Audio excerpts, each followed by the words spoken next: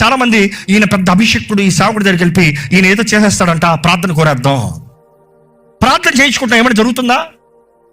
అజ్ఞానంలో ఉన్నావు, ఎందుకంటే నీకు తెలియట్లేదు.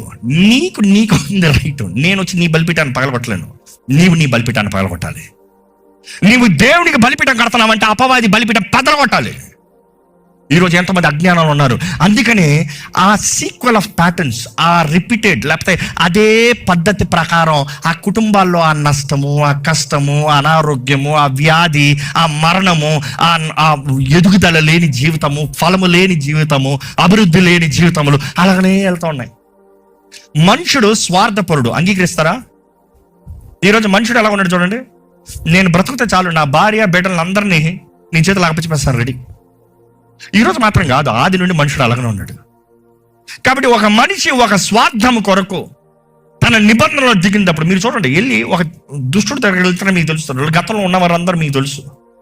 ఒక చేతబడి దగ్గరికి వెళ్ళినప్పుడు వారు ఏమడుగుతారు? రక్తం అడుగుతారు. ఎందుకు?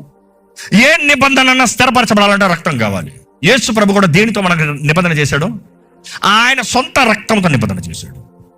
ఆ రోజు ఎడ్ల రక్తంలో, గొర్రెల రక్తంలో, బలార రక్తంలో, కానీ నువ్వు యేసు రక్తంతో నిబంధన చేయబడితే, బైబిల్లో గమనించాలి, అన్ని నామముల కన్నా పైనామమో యేసే నామం హెచ్చించబడింది.